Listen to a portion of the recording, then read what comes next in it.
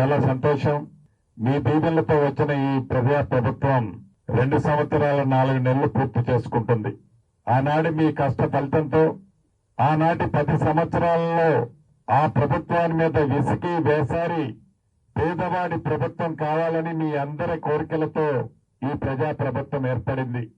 గౌరవ ముఖ్యమంత్రి రేవంత్ రెడ్డి గారి నాయకత్వంలోని ఈ ప్రజా ప్రభుత్వమే ప్రజల దగ్గరికి వెళ్లే విధంగా ప్రభుత్వ అధికారులు ప్రజా ప్రతినిధులే ప్రతి గ్రామానికి ప్రతి ప్రాంతానికి వెళ్లి ప్రజలు వారు చెప్పులు అడిగిందాకా అధికారుల చుట్టూ తిరగకుండా ఉండే విధంగా ప్రభుత్వం ఏర్పడిన మొదటి 2 రోజుల్లోనే ఈ ప్రజాపాలన కార్యక్రమంలో ప్రతి రెవెన్యూ ప్రతి గ్రామానికి ప్రతి గ్రామ పంచాయతీకి అధికారుల్ని మీ దగ్గరకు పంపించి మీ సమస్యలు ఆనాడు తీసుకున్నాం.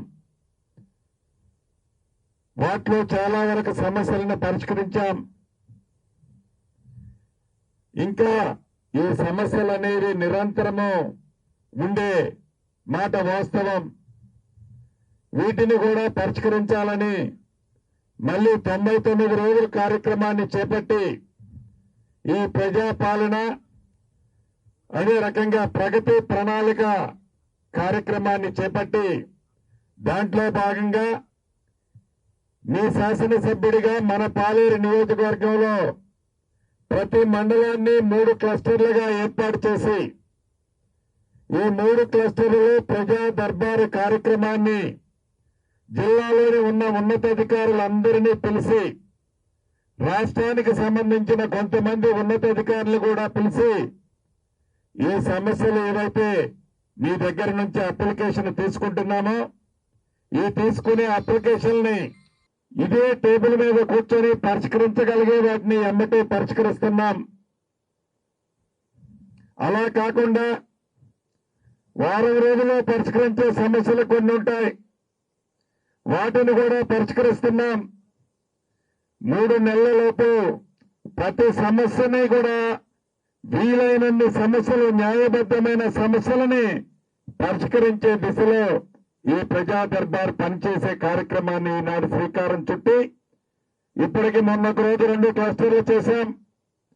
మళ్లీ ఈ రోజు 2 క్లస్టర్లు చేస్తున్నాం.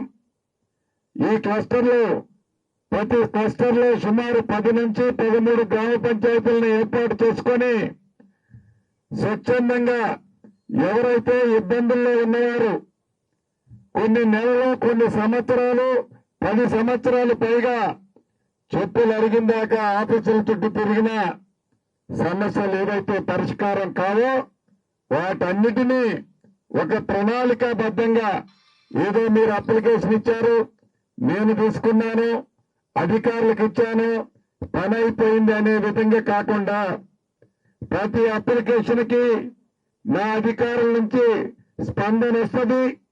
ఆ స్పందన పరిష్కరించే దిశలో కూడా కార్యక్రమాన్ని చేపట్టాం.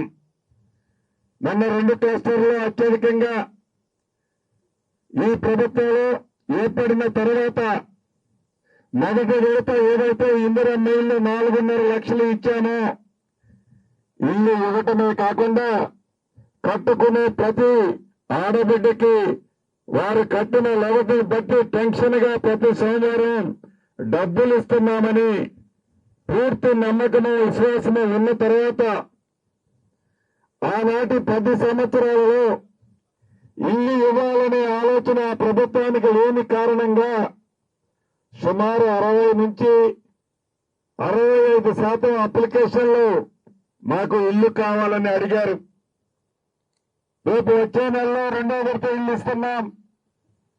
రాష్ట్ర వ్యాప్తంగా 3వ విడత ఇస్తాం, 4వ విడత ఇస్తాం. అర్హులైన ప్రతి పేదవాడికి ఇందిరమ్మ ఇల్లు ఇచ్చే బాధ్యత మీరు ఎన్నుకున్న ప్రభుత్వం ఈ ప్రభుత్వాన్ని. ఇల్లు ఇవ్వటమే కాదు, రాష్ట్ర వ్యాప్తంగా ఇల్లు కట్టుకున్న ప్రతి ఆడబిడ్డకి తల తాకట్టు పెట్టైనా ప్రతి సోమవారం నాడు డబ్బులు కూడా వేసే కార్యక్రమం మీరెన్నుకున్న ప్రభుత్వానికి మాది.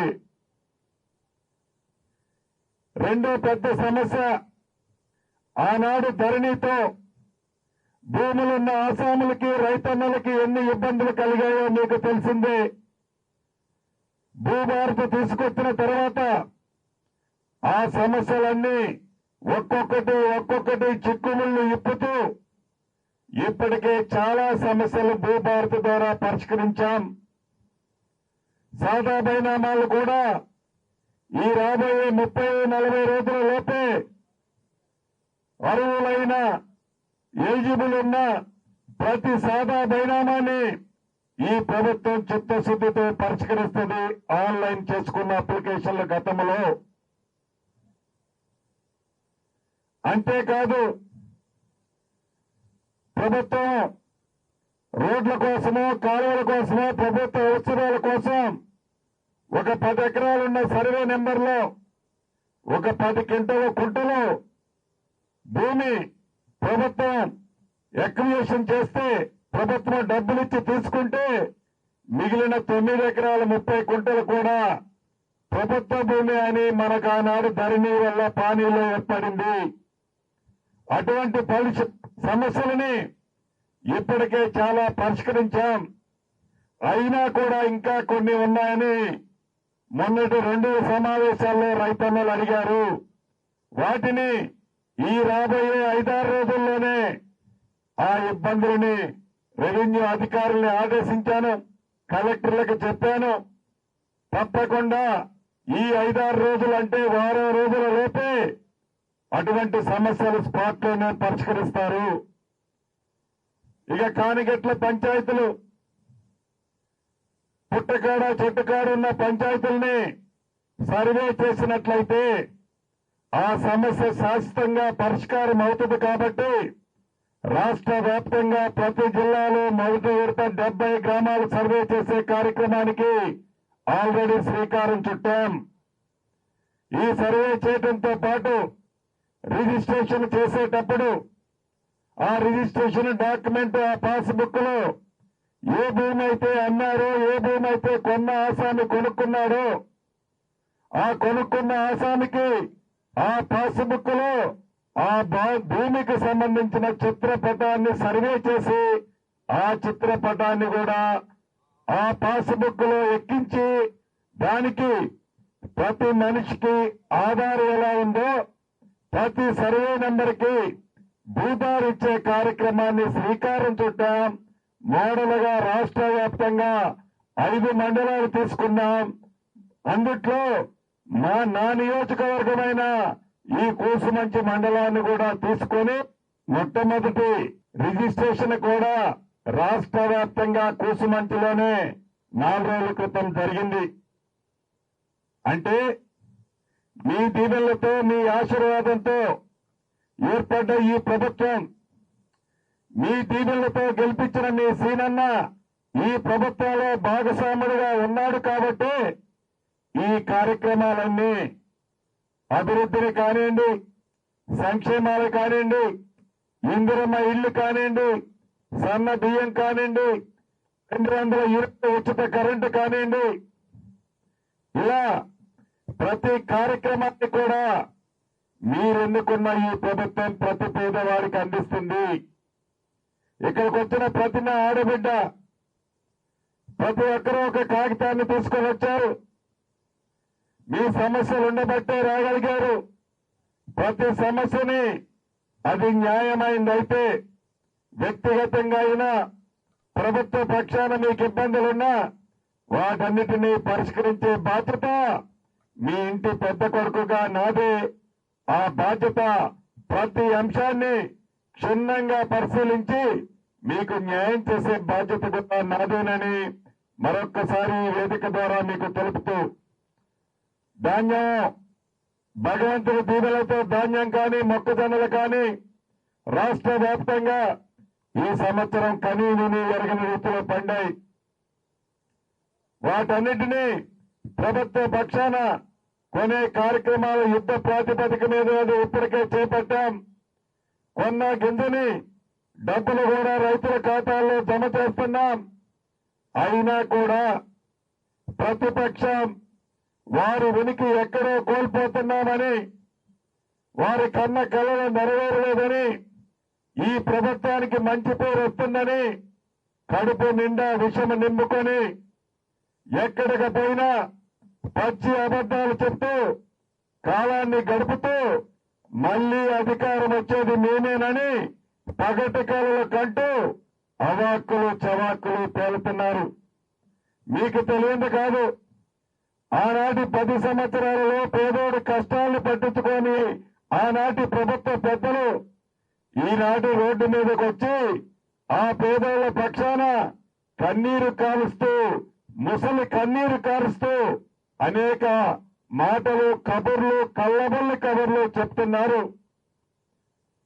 అనేక పర్యాయాలు చెప్పాం, ఇది ప్రజా ప్రభుత్వం, పేదవారికి అండగా ఉండే ప్రభుత్వం. గౌరవ ముఖ్యమంత్రి రేవంత్ రెడ్డి గారి నాయకత్వంలోని ఈ ప్రభుత్వం నిరంతరము పేదవాళ్లకి మంచి చేసే దాంట్లో పని చేస్తుంది. భవిష్యత్తులో కూడా ఇదే కార్యక్రమాన్ని చేపడతామని మరొక్కసారి మీకు తెలియజేస్తూ, అదే రకంగా రాష్ట్ర వ్యాప్తంగా పెట్రోలు డీజిల్ కూడా కేంద్ర ప్రభుత్వం నుంచి రావాల్సిన ఆనాడు యూరియా టైంలో అంతే చేశారు. మళ్లీ ఈ పెట్రోల్ డీజిల్ విషయంలో కూడా కేంద్ర ప్రభుత్వం కుట్రలు పన్నుతుంది. ఈ రాష్ట్రం నుండి ఉన్న ఇద్దరు మంత్రులుగా కేంద్ర మంత్రుల్ని రాష్ట్ర ప్రభుత్వ పక్షాన మళ్లీ ప్రశ్నిస్తున్నాం. ఈ రాష్ట్రానికి రెగ్యులర్ గా ఇవ్వాల్సిన పెట్రోల్ కానీ డీజిల్ కానీ సప్లై చేయించాల్సిన బాధ్యత కేంద్ర ప్రభుత్వంలో ఉన్న మీది. అది మీరు విస్మరించి తప్పు మీరు చేసి కేంద్ర ప్రభుత్వం నుంచి ఇవ్వాల్సిన పెట్రోల్ డీజిల్ మీరివ్వక ఆ నిందని ఈ రాష్ట్ర ప్రభుత్వం మీద కానీ ఈ రాష్ట్ర ప్రజలు ఇబ్బంది పడే విధంగా కానీ మీరు చేస్తూ ఉంటే ఈ రాష్ట్ర ప్రభుత్వం ఊరుకోదు.